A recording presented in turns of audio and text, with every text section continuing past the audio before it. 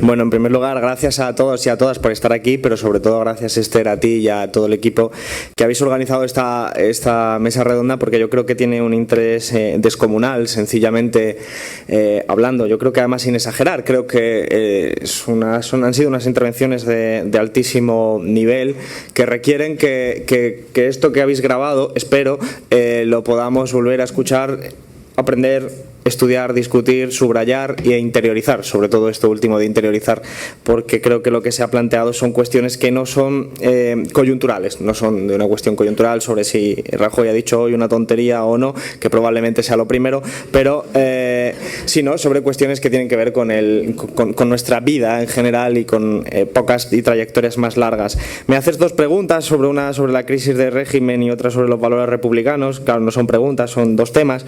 He preguntado en todo caso que qué es un régimen, cómo lo podríamos identificar.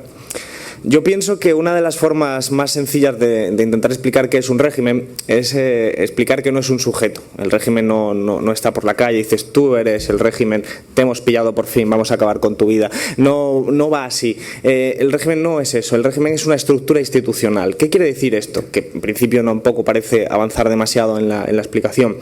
Quiere decir que es un conjunto de leyes, de normas, de valores, de usos, de costumbres, de cultura, que en su conjunto definen las reglas del juego político y económico en este momento concreto.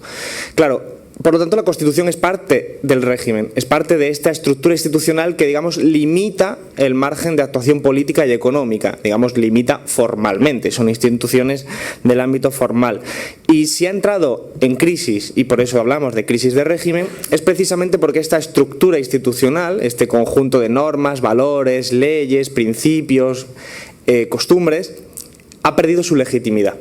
Es decir, esta estructura institucional tuvo una legitimidad muy importante, estamos hablando de los años 78, ahora explicaré alguna cuestión por la que yo creo que esa legitimidad se construyó, pero en este momento ha perdido esa legitimidad, la va perdiendo, esto no es una cuestión sencillamente de si la tiene o no la tiene, sino que la va perdiendo en un proceso creciente, fundamentalmente porque cada vez es mayor el sentimiento de la población de que esta estructura institucional no sirve para satisfacer las necesidades de la población y de los propios individuos que plantean este pensamiento.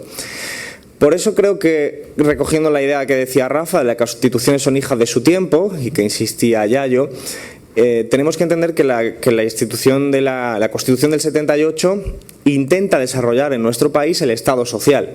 Digamos que plantea ciertos puntos de inicio de construcción de la sanidad pública, la educación pública y una serie de servicios públicos que ya existían en toda Europa, pero se construye a contramano, se construye en términos contradictorios con la dinámica del resto de Europa, porque es que resulta que en el mismo momento en el que se está construyendo en España, o se dice que se va a construir en España el Estado social, en el resto de Europa se está deconstruyendo el Estado social. Empieza a dominar una ideología que es la neoliberal, que es la que empieza a propugnar que el Estado pesa demasiado y que en última instancia hay que reducir lo que es el componente del sistema público. Eso hace entrar en una contradicción nuestra propia Constitución del 78, que al mismo tiempo que proclama de determinadas garantías positivas como el acceso a la vivienda, el acceso al empleo, a la sanidad, a la educación, lo inserta dentro de un marco fundamentalmente neoliberal, los pactos de la Moncloa y la integración europea. La integración europea del Tratado de Maastricht, del Tratado de Pacto de Estabilidad y Crecimiento, después la fracasada Constitución Europea, pero en medio toda una serie de articulaciones que lo que hacen es ir modificando los límites de la economía, ampliando el margen que tiene, digamos, la lógica del mercado para determinar y para regir nuestro propio futuro. Hay una cuestión que yo creo como economista que hay que señalar siempre. Cuando te dicen que hay un trade-off, un dilema entre Estado y mercado, es falso. No existe realmente no existe algo que se llame libre mercado. En realidad, la economía siempre vive regulada. Una cuestión es que te guste más o menos el tipo de regulación que existe, pero siempre está regulada, siempre hay normas que nos dotamos como seres sociales insertados en comunidades políticas para definir los límites y la regulación del mercado, pero el mercado no opera en el vacío. El mercado siempre opera dentro de estas estructuras institucionales. Y entonces la Constitución del 78 sitúa una estructura institucional contradictoria entre la construcción incipiente de un Estado social y la deconstrucción del Estado social en el resto del mundo, digamos, occidental. ¿Qué ocurre? Que con el tiempo lo que vamos viendo es el predominio de la interpretación de la Constitución más neoliberal. Es decir, artículos preciosos como el 128, que dice toda la riqueza del país debe estar subordinada al interés general, que en una lectura progresista podría justificar la nacionalización de Endesa y de las grandes empresas energéticas con tal de que nadie se muera de frío o de cualquier consecuencia de tener frío en su casa, como le pasó en el caso reciente a Rosa en Cataluña. Ahora se interpreta de una forma absolutamente más restrictiva y más neoliberal, en tanto que se pretende que las construcciones supranacionales tienen, incluso en algunos casos, mucha más importancia que la propia construcción de la Constitución española. ¿Qué quiere decir esto? Que los propios intérpretes de la Constitución acaban reconociendo que el espacio construido supranacionalmente, para que nos entendamos, la Unión Europea y todos sus proyectos, tienen una preferencia sobre la lectura literal de los artículos positivos de la Constitución del 78. Claro, esto introduce un problema democrático. La Constitución del 78, con todos sus problemas aquí situados, deficiencias y por lo tanto no abundo en ello, son el reflejo del momento concreto en el 78 de nuestra sociedad, con una participación limitada y que se ha insistido aquí, pero por parte de la ciudadanía. Las construcciones europeas, el Tratado de Maastricht, Pacto de Estabilidad y Crecimiento, etcétera, son mucho más indirectas, están totalmente desconectadas de la ciudadanía. Digamos que tienen una menor legitimidad democrática y, sin embargo, su peso se establece claramente mayor. Esto lleva a situaciones verdaderamente extremas. Hace unos años el Ministerio de Finanzas alemán proponía la creación de un superministerio, le llamaba así, superministerio de Finanzas, que permitiera en la Unión Europea validar o invalidar los presupuestos aprobados en cada país. Esto quiere decir que, para que nos hagamos una idea de lo que se propone construir, es: en España debatimos en el Parlamento los presupuestos a partir de un sistema electoral injusto, de una democracia limitada, pero unos presupuestos que acaban apareciendo allí, pero no se aplican. Hace falta que alguien que no ha sido elegido directamente por la población, sino a través de los mecanismos intermedios de la Unión Europea, te valide o te invalide en función de una interpretación neoliberal si ese presupuesto es bueno o es malo. Evidentemente, la interpretación neoliberal lo que plantea es que el Estado y el Estado social en su conjunto es un obstáculo para el crecimiento en los tiempos actuales.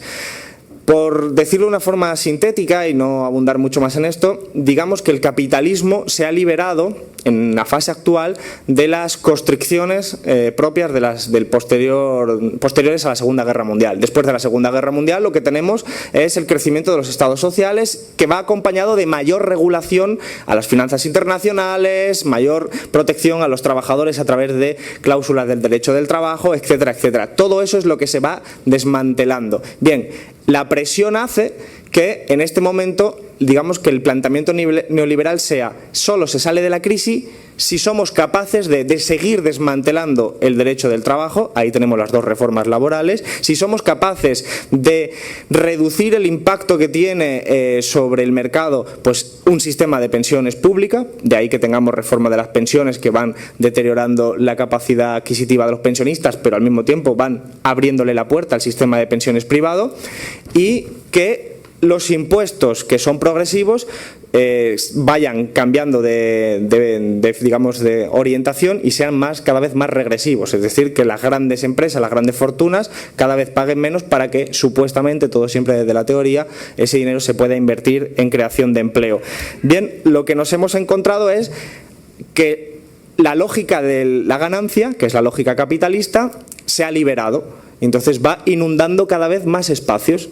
Y mientras después de la Segunda Guerra Mundial estaba más limitada, digamos que tenía unas regulaciones que impedían que la lógica de ganancia pudiera seguir extendiéndose, las nuevas reformas neoliberales lo que hacen es ampliar ese espacio.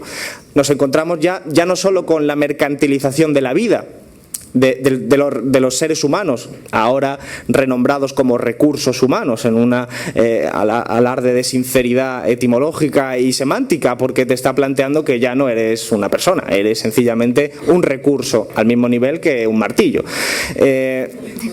No solo se mercantiliza, por lo tanto, ya los servicios públicos otrora no mercantiles, sino que se mercantiliza también la propia naturaleza, lo decía Yayo, y ahí yo no voy a abundar, lo que Polanyi llamaba mercancías ficticias, porque no surgieron para ser mercancías, esto es evidente en los seres humanos y en la naturaleza, pero ahora somos capaces de imaginar que llegará un momento en el que alguien apueste por mercantilizar el aire y por vendernos bombonas de oxígeno por la calle o determinadas cuestiones, porque la lógica de la ganancia es una lógica y solo obedece a sus propios principios rectores, que es hacer beneficios para hacer más beneficios para hacer más beneficios, de tal forma que cuando estamos regidos solo por esa lógica somos como ratones en una rueda que corremos más deprisa para correr más deprisa para correr más deprisa, sin tener presente las consecuencias de esa carrera.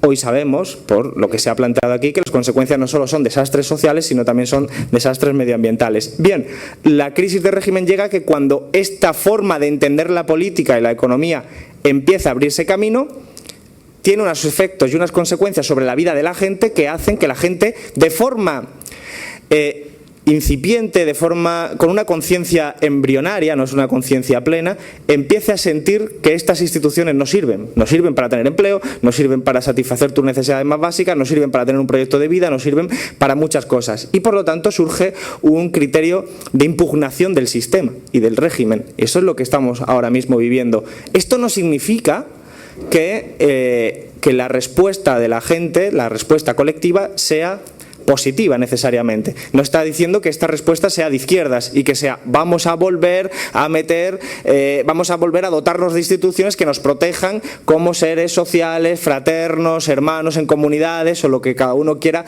interpretar como principios de izquierdas. No necesariamente. Lo que sí tenemos es un caldo de cultivo de mucha gente muy cabreada, muy frustrada, que busca protegerse, que busca dotarse de nuevas instituciones, pero que pueden optar por la vía de la derecha, en este caso de la extrema derecha, optando por soluciones individuales o, digamos, nacionalistas o de naturaleza, en última instancia, que construye un enemigo, un adversario en el inmigrante o en determinados colectivos señalados.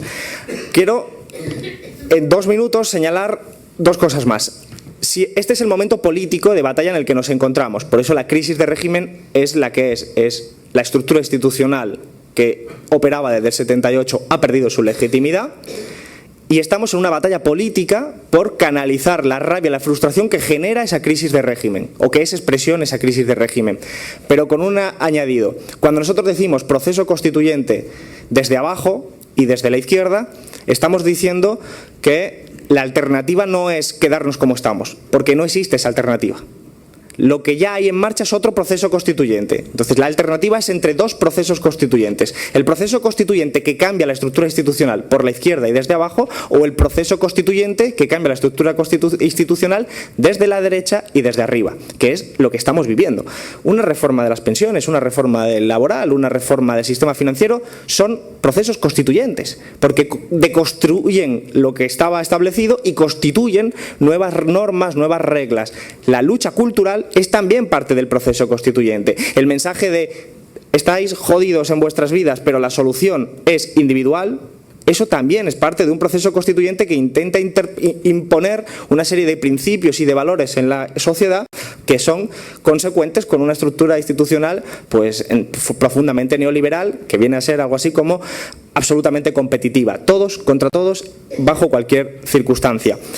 ¿Qué significa un proceso constituyente desde la izquierda, desde abajo y participativo? Decías, republicano, por responder la segunda pregunta. Yo creo que el republicanismo no es simplemente la actitud frente al Borbón de turno, que lo incluye, naturalmente, sino algo mucho más potente. Es una tradición política que plantea una forma de enfocar la política desde la radicalidad democrática. Desde la radicalidad democrática quiere decir, en ámbito procedimental, no me entretengo mucho porque lo ha planteado Rafa perfectamente, es Frente a una Constitución del 78 que limita la participación política fundamentalmente a la participación en los partidos políticos y un poquito en los sindicatos, una Constitución o una estructura institucional republicana promovería fórmulas de participación no limitadas a votar cada 4 años, sino ILPs, referéndum, todo tipo de iniciativas y de consultas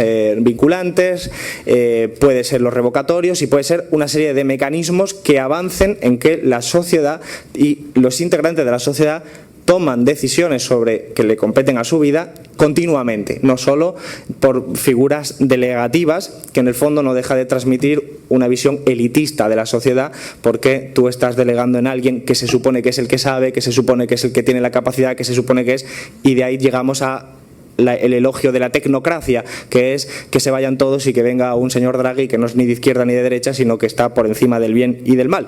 Y esa es la figura última del elitismo que se podría construir. Y luego, termino con esto, el republicanismo, entendiéndolo ya no en su forma procedimental, digamos de las reglas del juego político, antes hemos hablado de la regla del juego económico, ahora hablamos de la del juego político, ya no solo limitado a eso, sino a la visión de lo que significa la libertad.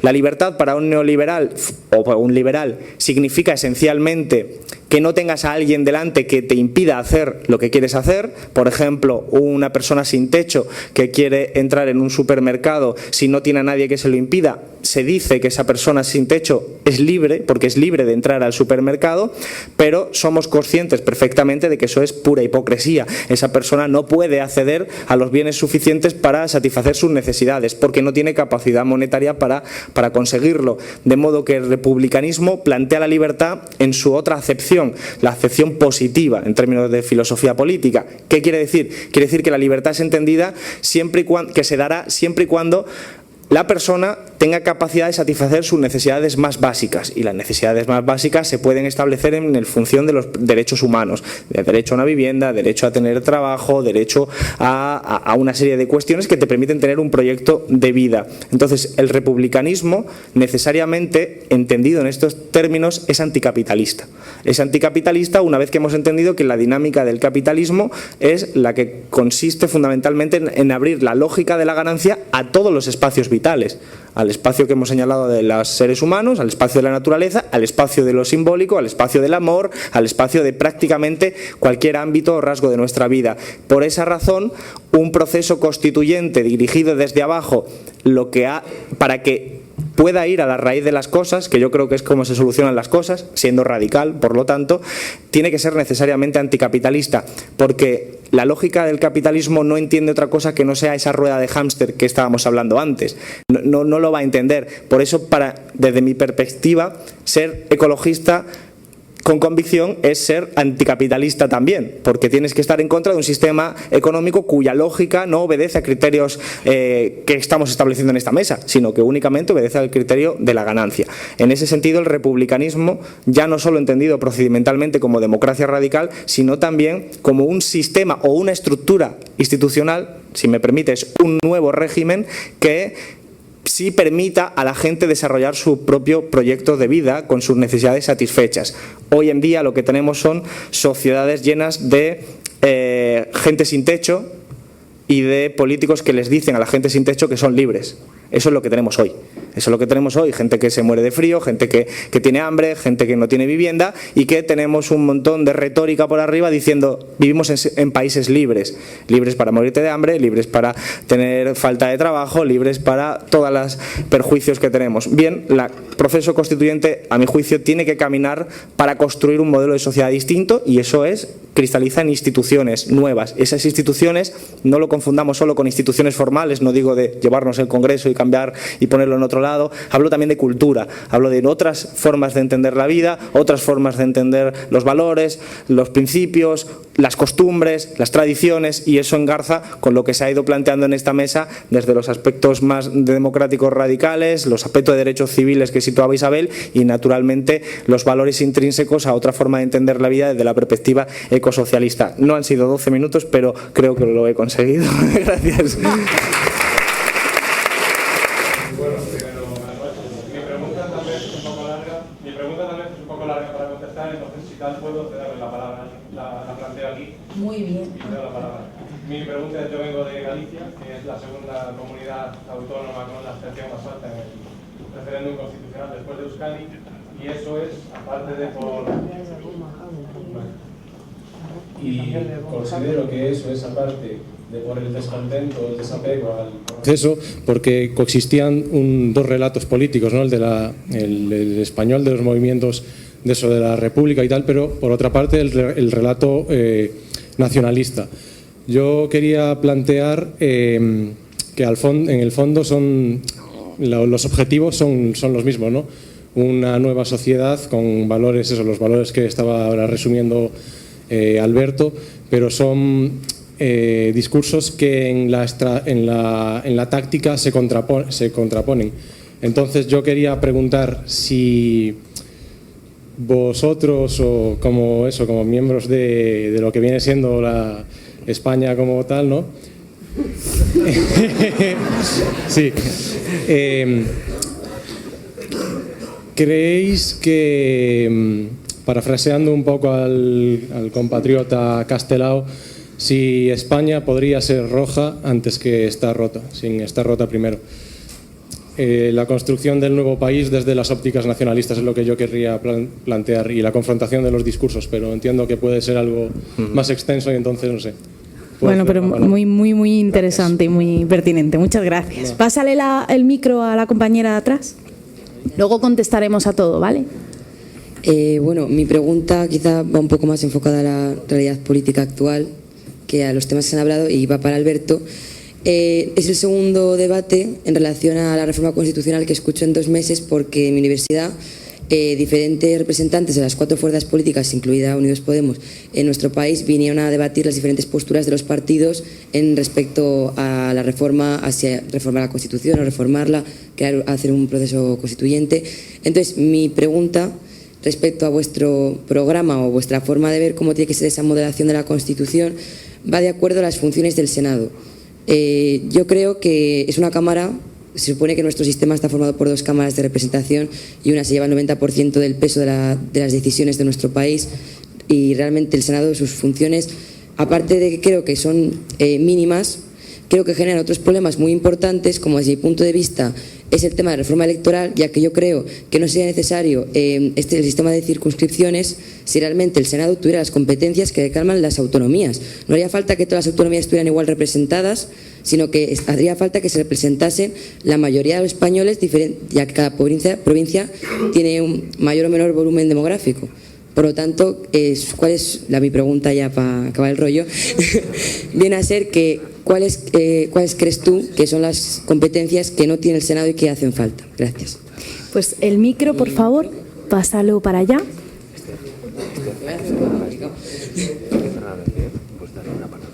Sí, yo os pregunto, ¿por qué seguir construyendo una alternativa sobre la base de los derechos humanos de la Revolución Francesa, los derechos como el del artículo 17 de la Carta de Derechos Humanos, que es el derecho máximo de garantía a la propiedad? ¿Por qué no rescatar una máxima que tiene absoluta vigencia, como esa de cada cual según su capacidad y a cada quien según su necesidad, un poco en los términos que planteaba Yayo? ¿Por qué plantear la riqueza y no justamente luchar contra ese concepto que en el fondo no es más que acumulación? ¿O por qué plantear crecimiento siempre sobre la base de parámetros como el PIB, que ya no tienen ningún sentido, ¿no? ¿Por qué hablar de constitución o de institución y no hablar de instituir, teniendo en cuenta que instituir, la práctica de instituir, es mucho más importante que lo instituido? En fin, ¿por qué? Gracias al compañero. Y esta es la última palabra, ¿de acuerdo? Sí, yo sí participé en el tiempo.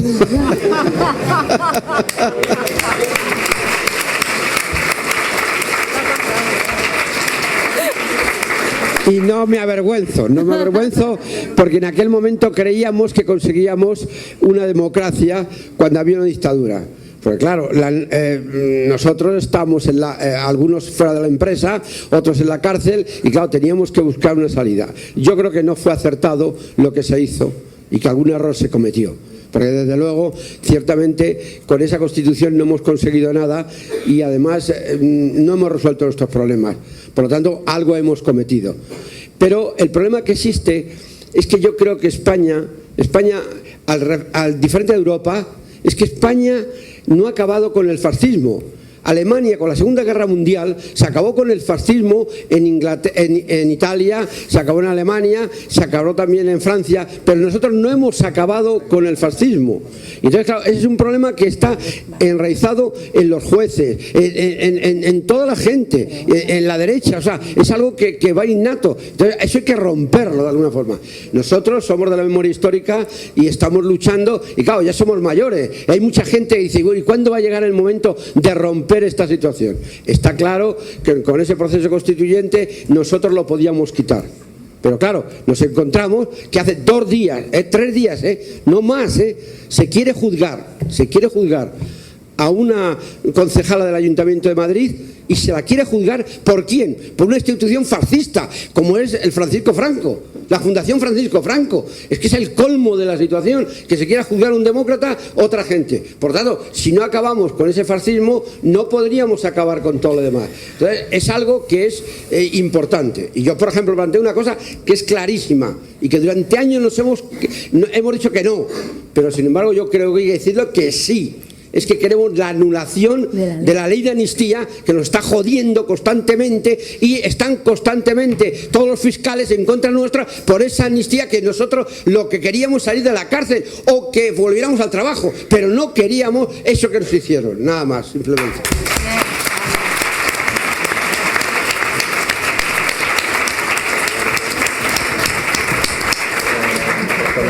Va a contestar Alberto solamente y así podemos hacerlo más rápido. Yo pretendo responder muy rápido para que puedan responder también los compañeros.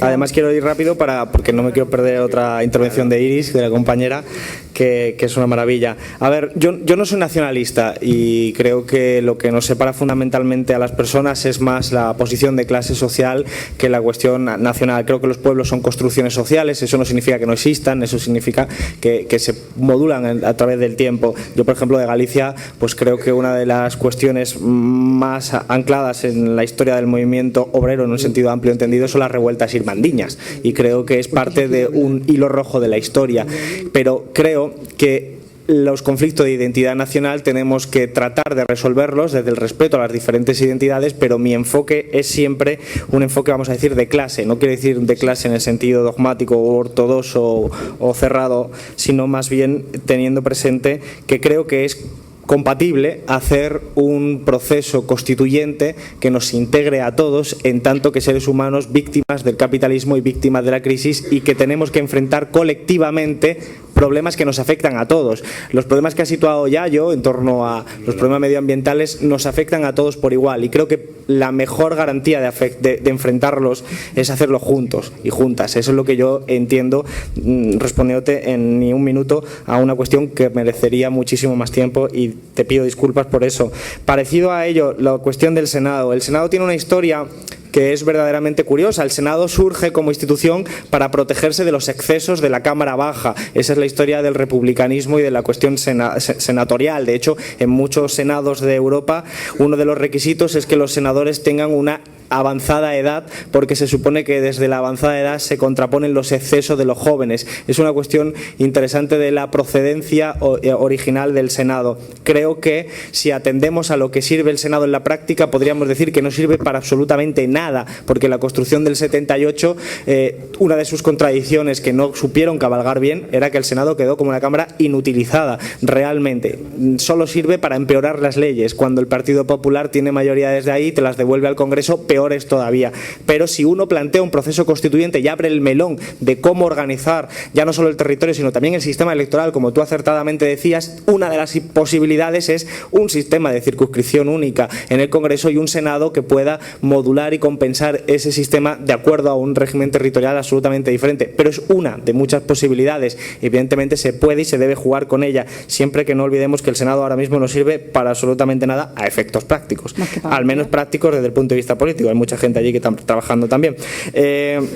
Sobre los derechos humanos, No me entretengo, pero yo creo que Rafa es el que mejor sabe explicar estas cuestiones. Yo no creo que sea incompatible. Yo prefiero la frase de Marx, de cada uno según su capacidad, a cada uno según su necesidad, pero creo que no es incompatible. Es más, es la tradición del movimiento obrero la que mantuvo abierta la llama de los derechos humanos precisamente durante todo el siglo XIX, es precisamente a mediados del siglo XX, cuando se recupera la tradición de los derechos humanos. Una ventaja que tiene los derechos humanos es que son intersubjetivos, es decir, que se aplican a cualquier persona independientemente de raza, de criterio. Yo creo que ese es un buen criterio para enfocar la política.